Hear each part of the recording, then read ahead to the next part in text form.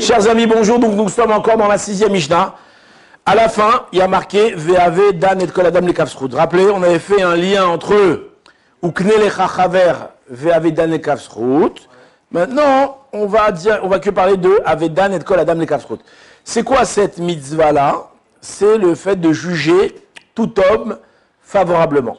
Maintenant, vous savez que dans le Gras surtout, le Gaon de Vilna, recherche dans le Pirush HaMishnayot, là-bas dans le Pirush HaMishnayot, il ramène la source de tous les enseignements de Pirkei Avot, il ramène une source dans les versets, dans les psukim.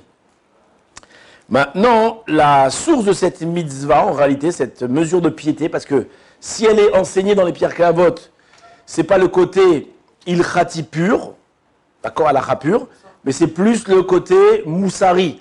Ça veut dire c'est le côté chassidi, pieux. Vous comprenez? C'est-à-dire qu'au niveau de l'halakha, il y a une façon de respecter cette injonction, mais au niveau de Pirkei Avot, on te demande de faire plus. Donc la mitzvah de Avedan et kol adam lekavsrut, de juger son prochain favorablement, sa source, elle est Betzedek tishpot amitecha. Avec justice, tu jugeras ton prochain. D'accord? C'est un pasouk dans Baïkra. Maintenant, les Mefarshim, les commentateurs, ils expliquent que cette mitzvah de Betzedek tishpot amitecha, elle est aussi liée avec une autre mitzvah très connue qui est Ve'avta l'eracha kamocha. Et tu aimeras ton prochain comme toi-même. D'accord? Maintenant, pourquoi est-ce que ces deux mitzvot sont liés? Parce que si tu n'aimes pas ton prochain comme toi-même, ça te sera extrêmement difficile de le juger favorablement. Donc, on voit que ces deux mitzvot, elles sont liées. Mets dans ton cœur de l'amour pour ton prochain, et quand tu l'aimeras, alors tu le jugeras les kavzechut. Comme on voit ça? On voit ça quand on va dire un enfant, il a fait une bêtise, mon fils, il a fait une bêtise. Alors le monsieur, pas content, votre fils, il a fait une bêtise. Qu'est-ce que je lui dis, moi, monsieur? Je défends mon fils. Je lui dis, non, vous comprenez, à cause de ci, à cause de ça. Pourquoi je défends? Parce que je l'aime. Donc, du fait que je l'aime, alors automatiquement, je vais lui juger le kavsrut. Par contre, si je l'aime pas, je le déteste. Comment je vais lui trouver que des poux. Vous êtes d'accord ou pas? Donc, on voit que ces deux mitzvot, en réalité, sont liés. Maintenant, qu'est-ce que ça signifie de juger quelqu'un favorablement? Alors, en réalité, dans les commentateurs, il y a beaucoup de discussions. Et même ce que je vais vous dire maintenant, c'est critiqué par certains commentateurs, mais c'est pas grave. Ça veut dire qu'il y a plusieurs facettes dans cette mitzvah-là. Il y en a qui expliquent que la mitzvah elle est beaucoup plus profonde que ça. Mais nous, on peut la comprendre déjà de façon superficielle, même si on va dire un truc que vous allez me dire « Ah, ça va, c'est un peu poussé ». Mais c'est pas grave. Ça fait partie de la mitzvah. Qu'est-ce que ça signifie? Tout simplement, c'est que lorsque tu vois quelqu'un faire quelque chose qui paraît négatif, alors ça aussi, il y a d'halachot. Est-ce que c'est un tzaddik? Est-ce que c'est un monsieur moyen? Est-ce que c'est un rachat? Je ne rentre pas avec cette considération-là, d'accord? Hein? Ça ne paraît seulement, on ne connaît pas la kavana. Alors voilà. Lorsque tu vois quelqu'un faire quelque chose, tu as une mitzvah de le juger favorablement. Maintenant, vous allez me dire, monsieur le rabbin, c'est pas possible, je l'ai vu ce qu'il a fait. Comment tu veux le juger favorablement? Oui. Alors, il y a un vent connu de l'Admour de Kotsk, le Kotsk Rebbe. Il dit un truc intéressant. Il dit que Akadosh Baruch Hu, il a tout ce qui existe, tous les plaisirs qu'il y a dans le monde, toutes les choses qu'il y a dans le monde, ils existent en cachère. Le fameux exemple, c'est par exemple celui qui est frustré de ne pas manger du cochon. On lui dit non, t'inquiète pas. Il y a la cervelle d'un certain poisson, qui s'appelle le poisson Shibuta, comme ça la Gemara a dit. Il a le goût du cochon. Donc si tu as envie de manger, un goût de ce poisson-là. Ben, vous allez me dire, c'est quoi le poisson? Il y a un poisson aujourd'hui qu'on appelle Shibuta. Mais c'est pas celui-là, je pense pas. D'accord? C'est après quand ils ont voulu mettre l'hébreu, faire l'hébreu moderne. Ils ont utilisé des mots anciens qu'ils ont collés avec des choses aujourd'hui. Mais c'est pas forcément, il correspond pas à l'autre. Vous savez ce que c'est le Shibuta aujourd'hui? Ils vendent, dans les boîtes de conserve, ils vendent le foie de morue.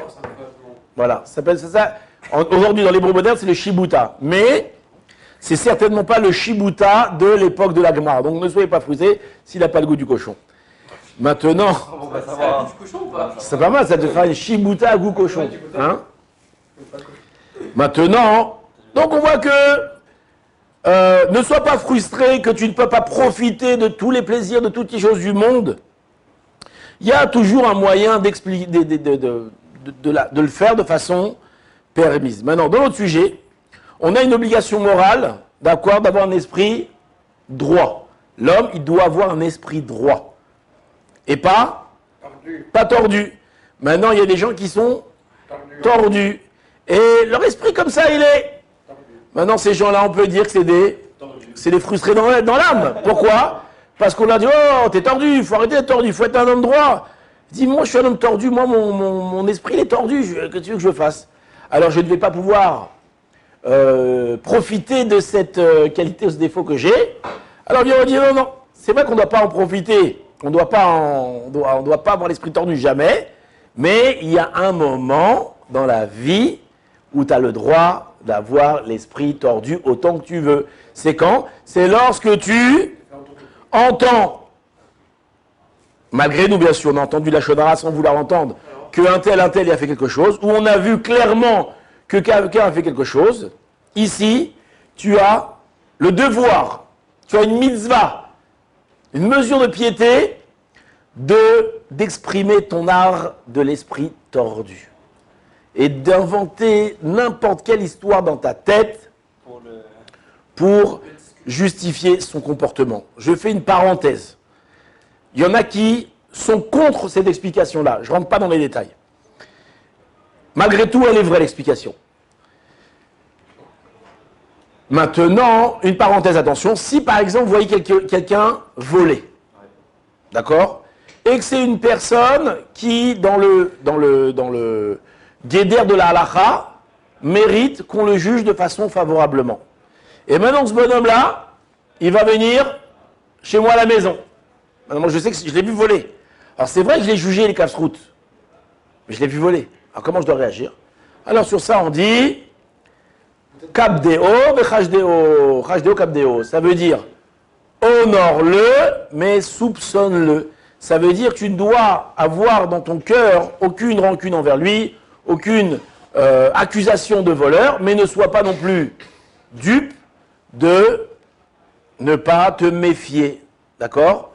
Range ton argent où il faut, fais ce qu'il faut, et après accueille-le chez toi. Où est-ce qu'on a vu l'expression de ça? Très intéressant. Il y a un jeune avec un petit chapeau sur le U. Un jeune, comment on dit? Un tarnit, comment on dit en français? Un jeune, ouais, exactement, qui s'appelle le jeune de Guédalia. Oui, vous savez c'est qui Guédalia? Guédalia, après la destruction du premier Beth Amikdash, Nebuchadnezzar, il a eu pitié des Juifs, et il va mettre un gouvernement en Eretz Israël, dirigé par un tzaddik qui s'appelait Guédalia. Toute une histoire dans ça. D'accord, à l'occasion, je vous raconterai. Et Baruch Hashem, c'était la dernière Gechalim, comment on dit, la dernière braise du peuple juif qui était encore vivante et qui encore pouvait s'exprimer normalement, qui était en Eretz Israël. Maintenant, qu'est-ce qui va se passer? Il y a eu plein de trucs politiques là-bas, et je ne me rappelle plus des détails, mais on va envoyer un tueur pour tuer Guédalia. Comment il s'appelait ce tueur? Il s'appelait Ishmael ben, je ne me rappelle plus, c'est pas grave. Maintenant, ils vont le voir arriver. Ils vont partir voir Guédalia. Ils vont dire, écoute, celui-là, ce Ishmael-là, il est venu pour te tuer. Il est venu pour te tuer. Qu'est-ce qu'il va dire Guédalia? Il dit non, c'est du lachonara, je ne veux pas écouter. Et donc, comme il n'a pas voulu écouter, donc il ne s'est pas méfié, et qu'est-ce qui va se passer? Ishmael va venir et il va le tuer. Maintenant, regardez, c'est terrible. Il y a un verset là-bas où on va parler des gens qu'a tué Guédalia. Je ne me rappelle plus du verset, là-bas, le Messias Charim, il ramène. Et là-bas, le Messias Charim pose la question, il dit, pourquoi tu dis que c'est Guédalia qui a tué ces personnes-là? C'est pas lui qui les a tués. C'est les gens qui sont morts après cette histoire-là. Comment il explique le Messias Charim? Il dit non. Du fait que Guédalia a refusé de se protéger et de soupçonner ce Ishmaël-là qui voulait le tuer. Et il a, à cause de ça, il a entraîné sa mort. Alors, on va lui incomber la responsabilité de tous les morts qui vont arriver après. Tous les morts qui aura après, à cause de cette histoire-là. Donc, qu'est-ce que ça signifie? Que si tu entends de la Shonara, tu vois quelque chose sur là, tu as une mitzvah de léger le Kafsrout. Mais tu n'as pas le devoir de faire l'idiot et de croire que... D'accord, tu as une mitzvah de... Mais il y a une logique à avoir. Si tu l'as vu voler, si tu l'as vu faire un truc, fais attention. Mais dans ton cœur, tu dois l'aimer et tu dois le juger, les Kafsrout. Il avait certainement une raison de faire ça, etc. D'accord? Maintenant, bien entendu, c'est s'il rentre dans le cadre d'une personne qu'on doit juger les Kafsrout.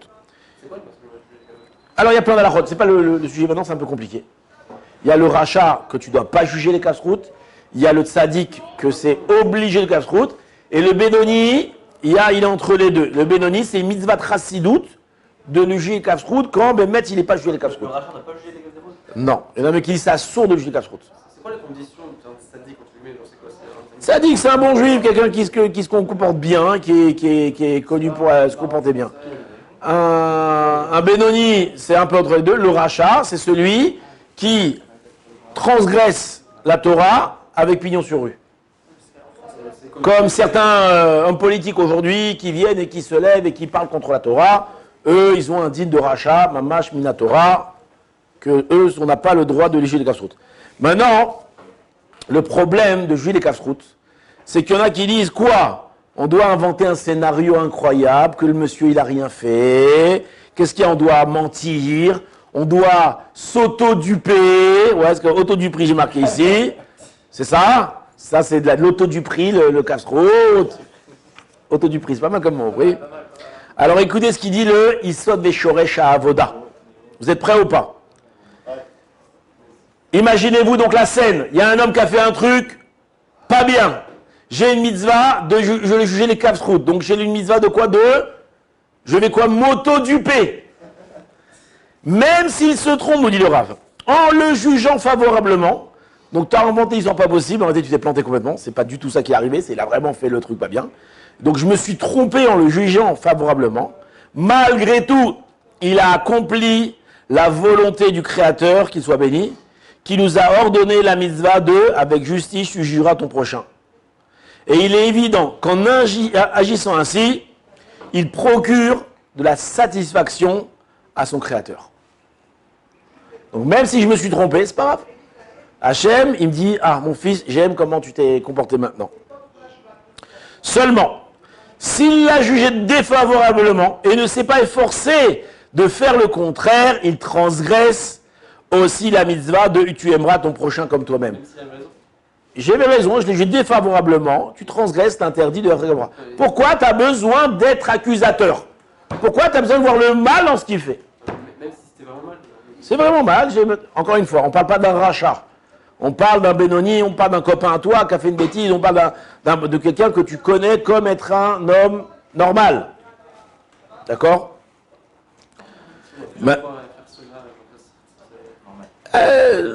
Aussi, la même chose, c'est la même... Après, dans les détails, il y a plein d'alakhot. Il y a un livre qui s'appelle Kitsur Mishpat Shalom. En français, il s'appelle, très très intéressant, il s'appelle le livre, il s'appelle... Les jugements de la paix. Non, il y a un autre nom. Ouais, ils l'ont fait comme ça, mais avant, il est riche dans un grand format. Je vais me rappeler du titre. En tout cas, c'est un très bon livre là-bas. Et il ramène tous les détails de la halakha. Maintenant, regardons Y Galaxy ramène que si un homme, il a une intelligence incroyable, et mieux que ça, il a l'esprit prophétique. T'as l'esprit prophétique, toi? Pas encore, Bezrat Hashem. D'accord? Et qu'il sait parfaitement, d'une façon certaine, d'accord, qu'un tel, il a accompli quelque chose de pas bien. Et il y a un avis, il est venu me voir, il m'a dit, c'est quoi? Celui-là, ce qu'il a fait, c'est pas bien. D'accord? Et ben quoi? Je dois le juger favorablement. D'accord? Maintenant, pourquoi ça? Pourquoi? Pourquoi de quel écart? Pourquoi je dois faire ça? Pourquoi Hachem, il demande de juger les Kafsrout d'un truc bizarre comme ça? Ok, d'être sympa avec lui, d'avoir pitié de lui, ok, mais pourquoi lui juger les Kafsrout? Alors en réalité, parce qu'on a une mitzvah, de quoi? Valarta bedrachav. C'est quoi la Valarta bedrachav? Il y a une mitzvah de ressembler à Dieu. C'est quoi la mitzvah? La Gemara nous dit, de la même façon qu'il se comporte avec miséricorde, toi, sois miséricorde. De la même façon qu'il fait preuve de pitié, toi, fais preuve de pitié. De la même façon. Alors tu as bien la question, ça veut dire quoi? Que Hachem, il ne juge les Kafsrout? Oui. Alors ça, là, ça entraîne une autre question. C'est très bien ce qu'on fait. Oh, Hachem, il sait très bien ce qu'on fait. C'est la question qu'il avait posée Rav Uzan la semaine dernière. Vous vous rappelez ou pas? Le Rav Uzan, il a posé la question. Vous avez posé cette question la semaine dernière. Hachem, il sait très bien ce qu'on fait. Que moi, j'ai une mitzvah, je les Kafsrout, je veux bien, parce que je ne sais pas ce qu'il a fait le bonhomme. Mais que tu dis que Hachem lui-même, il juge les Kafsrout, et comment il sait ce qu'il a fait? Il a vu mettre la main dans le sac de la vieille dame et de lui prendre son portefeuille. Il l'a vu. Il sait qu'il l'a fait. Oui? Alors comment est-ce que Hachem il juge les Kafsrout? Qu'est-ce qu'il avait répondu, le Rav Uzan, vous vous rappelez ou pas? C'est pas grave. Yetzer Hara. Comment il a rendu? Hein? Hachem, il va. Ouais, mais viens, on essaie de comprendre malgré tout. Alors ici. S'il nous voit qu'on juge quelqu'un d'écoute, on aussi nous juge quelqu'un d'écoute. Ça, c'est la conséquence. Mais comment tu dis que Hachem il juge les Kafsrout? Parce que c'est Midake des Meuda. Si toi tu juges les Kafsrout, Hachem, il va juger. On verra, il y a 3 raisons que ça va entraîner. C'est vrai, il va juger les Kafsrout Hachem. Mais comment lui, il juge les Kafsrout? Par exemple, je fais une avéra, les gens ils vont dire, oh regarde la vraie qu'il fait. Hachem va dire, ouais, mais. Au lieu de punir directement. Regardez comment il a jugé lui comme ça. Alors moi je vais Ah, il va mentir? Ben, je sais qu'il a menti. Ça veut dire que. Oh, pas que Hachem, il sait ce que j'ai fait. Qu'est-ce que c'est quoi, il me juge les Kafsrout? Monsieur Racine, alors? Qu'est-ce que tu réponds? Juger les cas d'écoute, c'est quoi? Non. Alors, On est notre propre juge. Si nous on fait ça, Hachem il. Encore une fois, vous avez raison. Si tu fais ça, Hachem, il fera ça avec toi. Moi, ma question, elle est, comment est-ce que Hachem juge les Kafsrout? Si c'est la vérité, il n'y a pas de juger les Kafsrout. Il sait ce qui s'est passé. D'accord? Non, en vérité, il n'a pas eu, il a fait autre chose. Il aime se Hachem, il aime se mentir à lui-même. D'accord? Ça peut être une réponse, je veux bien. Rahman, ça veut dire ça. Il est Rahman, il juge avec pitié. Mais Rahman, ça veut dire mentir? Non, non pas, mais. Bah oui. Est-ce que c'est pas le fait qu'il a changé? Eh ben on peut utiliser le mensonge pour Qu'est-ce que ça change? Au lieu de punir directement. Non, on parle pas de la punition. On parle que Hachem, il a un comportement que lui, il juge les Kafsrout. Alors, On va changer. C'est-à-dire que. vous avez une réponse ou pas? Allez, après, ils vont se s'intéresser le truc, les gens. Une avéra, il nous jugera positivement. Par rapport au truc qu'on a fait. Tu réponds pas à ma question. J'ai pas dit qu'il va pas te juger favorablement. Ça, c'est les conséquences que si moi je juge les Kafsrout, qu'est-ce que Hachem va faire avec moi? Ok. Il va être cool avec moi. non. La question, c'est autre chose. Comment lui juge les Kafsrout? Comprenez la question d'abord. Mais non, Rabbi, justement, il essaie de justifier ce qu'on fait. Il sait que l'homme, Mais tu- il a un instinct, il a un instinct. Ah, ça intéresse. Voilà, Voilà, tu as dit autre chose. Là, il dit autre chose. Il sait qu'il a un instinct de juger, peut-être que voilà, qu'il n'a pas vraiment voulu. Alors regardez, le Rav Friedlander, qui c'est qui explique ça? C'est le Rav Friedlander dans Siftei Chaim, Moadim 1, page 243-244. D'accord? Regardez ce qu'il dit du Rav, donc c'est une traduction simplifiée bien sûr. Il est évident qu'Hachem va juger une personne selon ses actes réels sans les déformer. Il sait exactement ce qu'il a fait.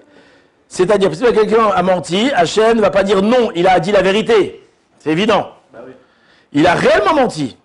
D'accord? Tout lui est dévoilé et limpide. Cela signifie donc qu'il existe en réalité, et ce dans tous les cas de figure, des circonstances, comme tu as dit, Intelligent. des aspects, des éléments différents qui permettent d'orienter autrement le jugement d'un acte et de ses actes. Qu'est-ce que ça signifie? J'ai vu un homme mal se comporter. Il a fait quelque chose de pas bien.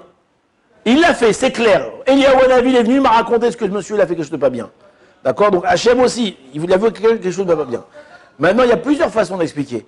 Ou bien, j'explique, et c'est ça, le juger défavorablement, c'est que te dire, cet homme-là, il a fauté, âme et conscience.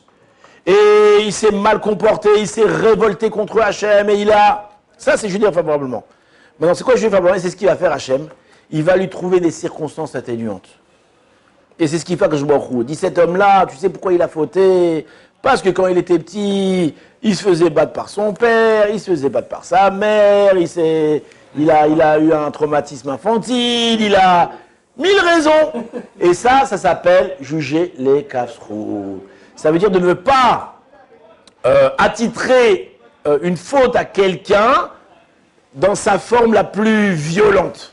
Ouais, mais en fait, c'est Hachem qui veut le plus faire ça. Eh bien, exactement, ce qui fait que il va nous juger les kafsrou. Il juge les kafsrou, c'est quoi? Il va trouver les raisons du pourquoi est-ce que l'homme il a fait ça. Et je ne sais pas si vous vous rappelez, mais il y a 3-4 semaines, on avait ramené un midrash. Vous vous rappelez ou pas ce qu'on avait dit? Dit que quand ils ont fait le Vaudor, rappelez ou pas? Quand ils ont fait le Vaudor, Moshe Rabbeinu, il leur a dit... Moshe, ils ont fait le Vaudor. Les anges ont dit, ouais, ils ont fait le Vaudor. Et Moshe Rabbeinu, il a dit, mais où c'est écrit qu'on n'a pas le droit de faire une idole? Alors les anges ont marqué... comment c'est marqué? Tu ne feras pas d'idole. Et Moshe, qu'est-ce qu'il a dit à Hachem? Il a dit, tu ne feras pas d'idole. Mais je crois que tu me parlais à moi, tu ne feras pas d'idole. Je ne savais pas que tu parlais à tout le monde. Et là-bas, on voit que le Midrash, il dit que Hachem, il dit, ah, c'est vrai, peut-être comme ça, ils ont compris. Et donc, il ne va pas les détruire parce qu'ils ont fait une idole. Et c'est pour ça que plus tard, on verra que ces mitzvot-là, dont la mitzvot va faire d'idole, elle va être dit au pluriel, pour pas qu'il y ait de... Mais on voit que là-bas, dans le Midrash, rappelez, on est dans le Midrash, là. On avait expliqué quand je vois en roue, il a Bémet cherché une circonstance, il a cherché un kafsrout. Ah, Bémet, c'est vrai. C'est vrai, comme ça, ils ont compris. Maintenant, on va dire, ah, comme ça, oui, que je vois en roue, je joue le kafsrout. Maintenant, pour en revenir avec ce que vous avez dit, c'est quoi les conséquences de juger le kafsrout?